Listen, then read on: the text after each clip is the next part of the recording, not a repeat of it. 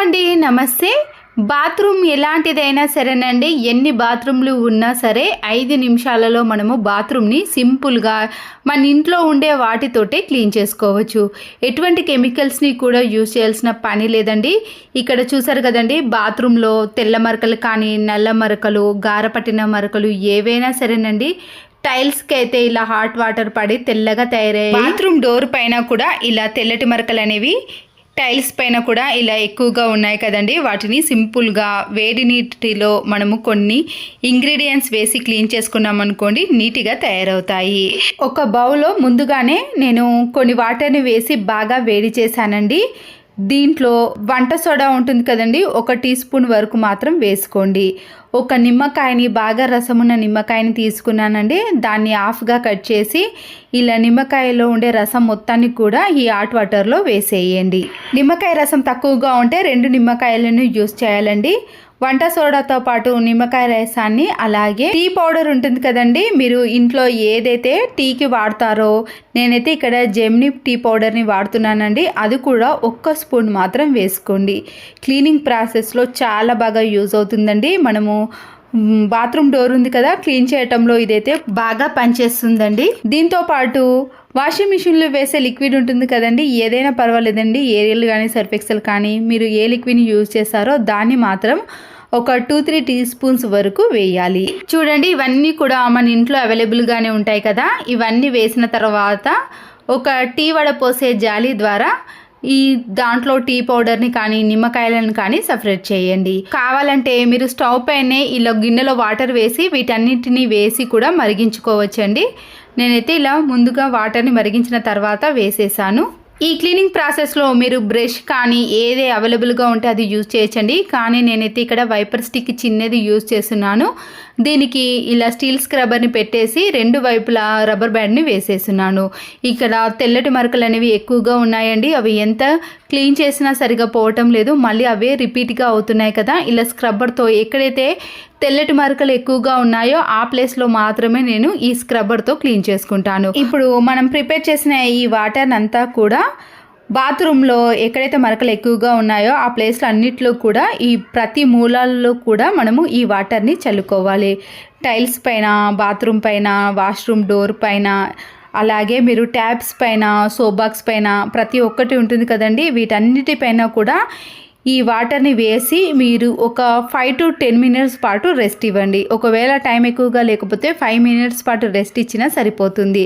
ఎందుకంటే ఈ మరకలు అనేవి చాలా త్వరగా క్లీన్ అవ్వటానికి మనకి చాలా సులభంగా ఉంటుందండి. ఇలా పూర్తిగా మెత్తబడిన తర్వాతనే క్లీన్ చేసుకోవాలి. బాత్రూమ్ని క్లీన్ చేసుకోవడానికి ఎక్కువ డబ్బులు ఖర్చు పెట్టి హార్పిక్ లాంటి కెమికల్స్ని యూజ్ చేయాల్సిన పని లేదండి. ఇక్కడ ట్యాప్స్ చూసారు కదండి, వాటర్ మరకలు, సోప్ మరకలు పడి తెల్లగా తయారయ్యాయి కదా, వీటిపైన కూడా వేసేసి ఒక 5 మినిట్స్ పాటు రెస్ట్ ఇచ్చేయండి. బాత్రూమ్ టైల్స్ పైన అయితే మీకు ఇంతకు ముందు చూపించాను కదండి, తెల్లటి మరకలు అనేవి ఎక్కువగా తయారయ్యాయి కదా. ఇలా స్క్రబ్బర్తో మాత్రమే క్లీన్ చేసుకుంటున్నానండి. మీకు మరకలు అనేవి ఎక్కువగా లేకపోతే బ్రష్తో అయినా క్లీన్ చేసుకోవచ్చు. ఇలా స్క్రబ్బర్తో క్లీన్ చేసుకున్నాం అనుకోండి, మరకలు అనేవి చాలా ఈజీగా తొలగిపోతాయి. వాష్రూమ్లో కూడా తెల్లటి మరకలు అనేవి ఎక్కువగా ఉన్నాయి కాబట్టి నేను ఇలా వైపర్ స్టిక్కి స్క్రబ్బర్ని పెట్టేసి ఈజీగా క్లీన్ చేసుకుంటున్నానండి. మనము మామూలుగా చేతితో క్లీన్ చేసుకున్నాం అనుకోండి, మన చేతులు అనేవి నొప్పి పెడతాయి కదా. ఇలా వైపర్ స్టిక్కి పెట్టేసామనుకోండి, మనకి పట్టుకోవడానికి చాలా వీలుగా ఉంటుంది. 5 నిమిషాలలో మనము టైల్స్ మొత్తాన్ని కూడా ఈజీగా క్లీన్ చేసుకోవచ్చు. ఎక్కువ పని అనేది అసలుకి అనిపించదండి. బ్రష్ కంటే కూడా నాకైతే ఇదే చాలా ఈజీగా అనిపించింది. ముందైతే నేను బాత్రూమ్ మొత్తాన్ని కూడా ఈ వైపర్ స్టిక్ తోటే క్లీన్ చేసుకున్నానండి. ఎందుకంటే మనము పదే రుద్దాల్సిన పని ఉండదు. ఒక్కసారి ఇలా అనేసామనుకోండి, చాలా ఈజీగానే క్లీన్ అవుతుంది. బ్రష్ని యూజ్ చేసామనుకోండి, ఒక 2-3 టైమ్స్ పాటు కూడా రుద్దాల్సిన పని అనేది ఉంటుంది. చాలా మంది నాకు కామెంట్ ఏమని పెట్టారు అంటే, స్క్రబ్బర్తో క్లీన్ చేసుకుంటే గీతలు అనేవి ఏర్పడతాయి అని పెట్టారండి. అసలుకి నాకైతే ఎప్పుడు కూడా ఇలాంటి స్క్రబ్బర్తో క్లీన్ చేసుకున్నప్పుడు టైల్స్ పైన అయితే గీతలు అనేవి ఏర్పడలేవండి. ఒకవేళ మీకు గీతలు అనేవి ఏర్పడుతాయి అనిపిస్తే ఇలా మామూలుగా బ్రష్తో కూడా క్లీన్ చేసుకోవచ్చు. చేసుకోవచ్చు. ఒక బ్రష్తో అయితే ఒక 2-3 సార్లు బాగా రుద్దేశాం అనుకోండి, ఆ తెల్లటి మరకలు అనేవి తొలగిపోతాయి. చూసారు కదండి, బాత్రూమ్ మొత్తాన్ని కూడా ఇలా స్క్రబ్బర్తో కానీ బ్రష్తో కానీ రుద్దేసేయండి.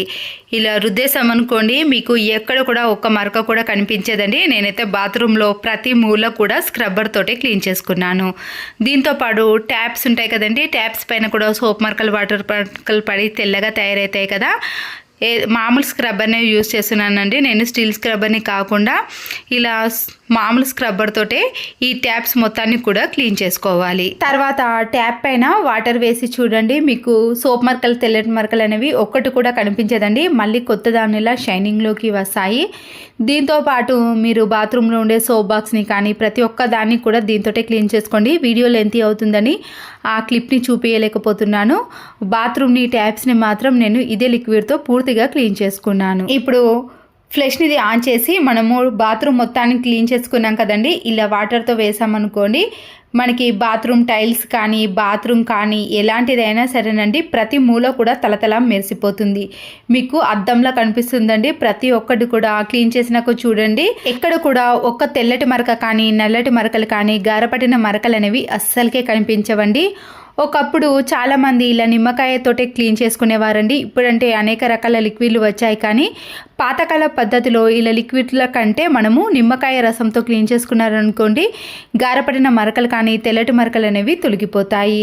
ఇలా వాష్రూమ్ మొత్తాన్ని కూడా వాటర్తో క్లీన్ చేసుకున్నాక మీకు బాత్రూమ్ మొత్తం కూడా మంచి వాసనతో పాటు నీట్గా కనబడుతుంది. బాత్రూమ్ ఆరైన తర్వాత కూడా మీకు ఈ తెల్లటి మరకలు కనిపిస్తాయని చాలామంది కామెంట్ పెట్టారండి. నేనైతే ఇక్కడ స్టీల్ స్క్రబ్బర్తో బాగా రుద్దేశాను కాబట్టి నాకైతే ఆరైన తర్వాత కూడా ఒక్క మరక కూడా కనిపించలేదండి. మామూలుగా మనము బ్రష్తో రుద్దేశామనుకోండి ఆ తెల్లటి మరకలు అనేవి అంత ఈజీగా వెళ్ళిపోవండి. మీరు కావాలంటే ఎక్కడైతే తెల్లటి మరకలు ఉన్నాయో ఆ ప్లేస్లో ఇలా స్క్రబ్బర్తో క్లీన్ చేసుకోండి. తర్వాత మీరు మామూలు బ్రష్తో క్లీన్ చేసుకున్నా కూడా మీకు ఎక్కడ మరకలు అనేవి కనిపించవు. వాటర్ వేసిన తర్వాత చూడండి మీకు ఎంత నీట్గా క్లియర్గా కనబడుతుందండి. బాత్రూంలో ఒక్క మరక కూడా అస్సలకే కనిపించదండి. ప్రతి మూల కూడా మీకు నీట్గా ఉంటుంది. ఇంతకుముందు టైల్స్ పైన కూడా తెల్లటి మరకలు ఎక్కువగా ఉన్నాయి కదండి, అవి కూడా మీకు ఒక్క మరక కూడా కనిపించదు. వాష్రూమ్ డోర్ పైన కూడా మరకలు ఉన్నాయి కదా, దాన్ని మాత్రం స్టీల్ స్క్రబ్బర్తో రుద్దేశారనుకోండి దానికి ఉండే పెయింట్ అనేది పోతుంది. కాబట్టి మామూలుగా స్పాంజ్ స్క్రబ్బర్ కానీ గిన్నెలు తోమే స్క్రబ్బర్ ఉంటుంది కదా, దాంతో మాత్రమే క్లీన్ చేసుకోవాలి. చూడండి టైల్స్ పైన ఉండే తెల్లటి మరకలు అనేవి పూర్తిగా వెళ్ళిపోయాయి. అలాగే బాత్రూమ్ కూడా నీట్గా క్లీన్గా కనబడుతుందండి. ఒక్క మరక కూడా కనిపించదండి. మీరు ఆరిన తర్వాత కూడా నీట్గానే ఉంటుంది. ఎక్కువగా రుద్దాల్సిన పని లేకుండా ఇలా వైపర్ స్టిక్కీ స్క్రబ్బర్ పెట్టేసి బాత్రూమ్ మొత్తాన్ని కూడా క్లీన్ చేసుకోవాలి. చూసారు కదండి, దాంట్లో ప్రతిబింబం కూడా ఇలా నీట్గా కనబడుతుంది. ఇంతకు ముందు బాత్రూమ్కి ఈ బాత్రూమ్కి తేడా చూసారు కదండి. మరొక బాత్రూమ్ని కూడా చూపిస్తున్నాను. బాత్రూమ్ అనేది ఎంత జిడ్డు పట్టినా తెల్లటి మరకలు కానీ నల్లటి మరకలు ఏ మరకలైనా సరేనండి, ఇక్కడ మీకు లైవ్లో చూపిస్తున్నాను చూడండి. మా వాష్రూమ్ అనేది ఇలా తెల్లగా గారపట్టిన మరకలు అనేవి ఎక్కువగా ఉన్నాయి. మనము ఎటువంటి కెమికల్స్ని వాడకుండా ఇంట్లోనే పైసా ఖర్చు లేకుండా ఈ బాత్రూమ్ని ఈజీగా సింపుల్గా క్లీన్ చేసుకోవచ్చు. వాష్ బేసిన్ని, డోర్ని, సింక్ను, సోప్ బాక్స్ని అన్నిటినీ కూడా మనము ఒకే లిక్విడ్తో క్లీన్ చేసుకున్నాం అనుకోండి బాత్రూమ్ అనేది నీట్గా కొత్త దానిలా మెరిసిపోతుంది. ప్రతి మూల కూడా మళ్ళీ ఎప్పటి మాదిరిగా కనిపిస్తుందండి. ఈ మరకలు అనేవి అస్సలకే కనిపించవు. వెస్టర్న్ కానీ ఇండియన్ కానీ ఎలాంటి టాయిలెట్ అయినా సరేనండి గారపట్టిన మరకలు అనేవి ఇట్టే తొలగిపోతాయి. దీనికోసం నేను ముందుగా 4-5 నిమ్మకాయలను తీసుకోవాలండి. అవి కూడా కుళ్ళిపోయినవైనా సరేనండి, వేస్ట్ అని పడేసాం కానీ వాటిని కూడా యూజ్ చేసుకోవచ్చు. ఇక్కడ 2 నిమ్మకాయలు అనేవి పాడైపోయాయి, వాటిని తీసుకున్నాను. మిగతా వాటిని కూడా ఇలా చిన్న చిన్న పీసెస్గా కట్ చేసుకోవాలి. ఈ నిమ్మకాయల్లోకే మీరు డైరెక్ట్గా బేకింగ్ సోడా లేదా వంట సోడా అంటారు కదండి, దానికి కూడా 1 స్పూన్ వరకు వేసేయండి. చిల్లీ వెనిగర్ కానీ వైట్ వెనిగర్ ఉంటుంది కదా, ఏ వెనిగర్ అయినా పర్వాలేదండి. ఈ నిమ్మకాయల పైన కొద్దిగా వేసేయండి. ఇలా అయినా వేసుకోవచ్చు, లేదా హాట్ వాటర్లో కూడా వీటన్నిటిని కలిపేసేయండి. గిన్నెలో వాటర్ని సగం వరకు తీసుకున్నాక స్టవ్ ఆన్ చేసేసి ఈ గిన్నెను స్టవ్ పైన పెట్టేసి కొద్దిగా వాటర్ని మరగనివ్వండి. కట్ చేసుకున్న నిమ్మకాయలన్నిటినీ కూడా ఈ హాట్ వాటర్లో వేసేసి కొద్దిసేపు ఈ నిమ్మకాయలు అనేవి మెత్తబడేంత వరకు కూడా వేడి చేయాలండి. అప్పుడే దాంట్లో ఉండే రసం అనేది ఈ వాటర్లోకి వచ్చేస్తుంది. 1 టీ స్పూన్ వరకు రాళ్ళ ఉప్పును కూడా వేసుకోవాలి.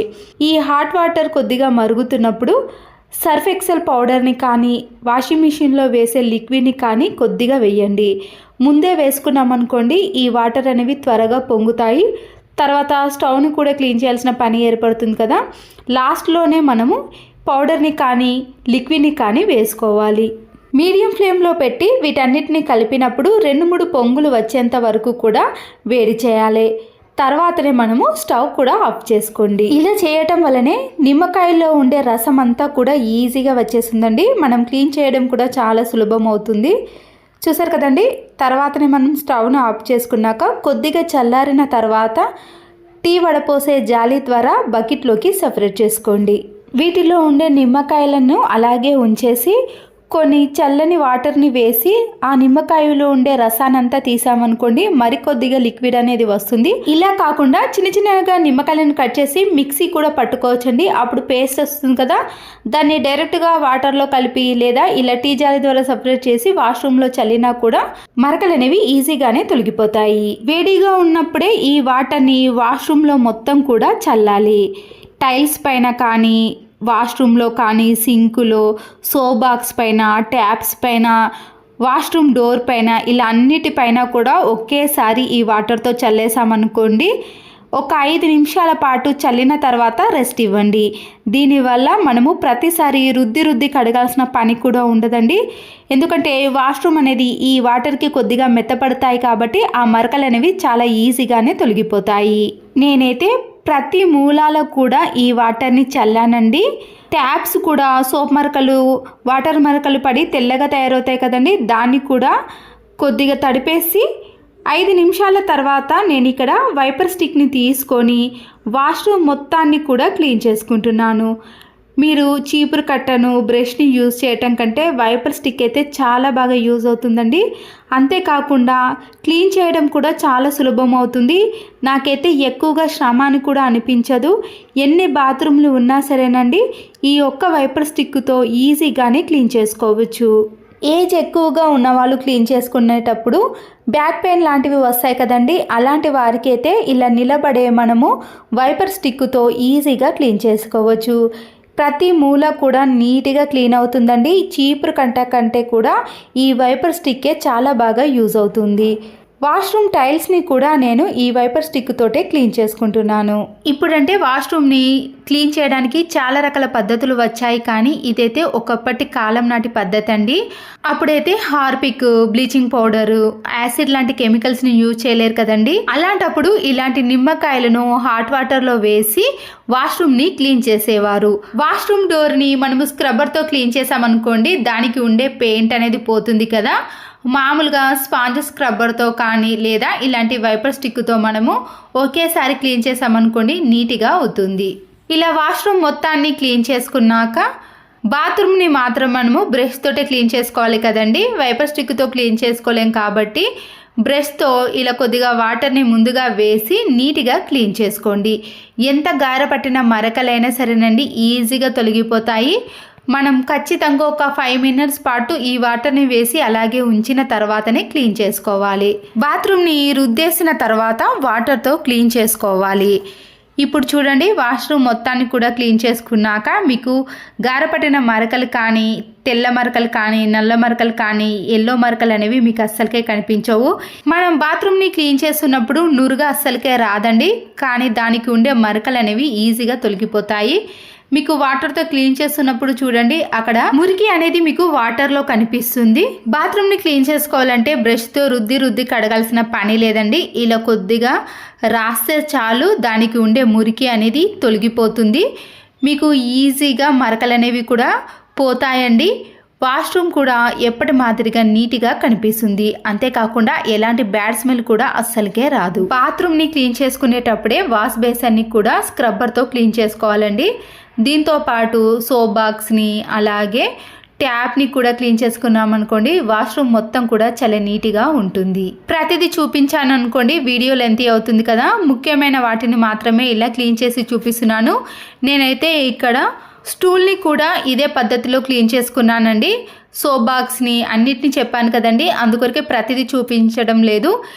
ఇలా వాటర్తో క్లీన్ చేసుకున్నాక చూడండి అన్ని కొత్త దానిలా నీట్గా కనబడతాయి. ట్యాప్ పై ఉండే సోప్ మరకలు, వాటర్ మరకలు కూడా తొలగిపోతాయి. చూడండి, బాత్రూమ్ కూడా నీట్గా లోపట ఎల్లో మరకలు కానీ గారపట మరకలు అనేవి అస్సలకే కనిపించడం లేదు కదా. సింపుల్ ప్రాసెస్లో రూపాయి ఖర్చు లేకుండా వాష్రూమ్ మొత్తాన్ని కూడా ఇలా నీట్గా మెరిసే మాదిరిగా క్లీన్ చేసుకోవచ్చు. ఇంతకు ముందు చూసారు కదండి, వాష్రూమ్ టైల్స్కి తెల్లటి మరకలు ఉన్నాయి కదా, ఆ మరకలు అనేవి మీకు అస్సలకే కనిపించవు. వాష్రూమ్ డోర్ని కూడా చూసారు కదండి, ఎంత గారపట్టిన మరకలైనా సరేనండి, ప్రతిదీ క్లీన్ చేసుకోవడానికి ఈ లిక్విడ్ అనేది యూజ్ అవుతుంది. ఇంత ఖర్చు పెట్టకుండా కుళ్ళిపోయిన నిమ్మకాయలతోటే ఈ లిక్విడ్ని ప్రిపేర్ చేసుకున్నాం కదా, అప్పుడు వాష్రూమ్ కూడా చాలా నీట్గా కనబడుతుంది. ఇక్కడ మొత్తం క్లీన్ చేసుకున్నాక మీకు మరొకసారి వాష్రూమ్ని చూపిస్తున్నాను చూడండి. నేనైతే ఇక్కడ రుద్ది కడగాల్సిన పని కూడా లేదని చెప్పాను కదండి. ఒక వైపర్ స్టిక్తో మామూలుగా క్లీన్ చేసుకున్నాను. ఇలా క్లీన్ చేసుకుంటేనే మరకలు అనేవి అస్సలకే కనిపించడం లేదు. వాష్రూమ్ మొత్తాన్ని కూడా చూపించాను కదండి, మీకు ఎక్కడ కూడా ఒక్క మరక కూడా అస్సలకే కనిపించదు. ట్యాప్స్ కానీ, సింక్ కానీ, సోప్ బాక్స్ కానీ, వాష్రూమ్ డోర్ కానీ ప్రతి మూల కూడా తలతల మెరిసిపోతుందండి. ఈ టిప్స్ నచ్చితే తప్పకుండా ఒక లైక్ చేసి మీ ఫ్రెండ్స్కి కానీ రిలేటివ్స్కి షేర్ చేయండి. మరో యూస్ఫుల్ వీడియోతో మళ్ళీ కలుద్దాం. Thanks for watching.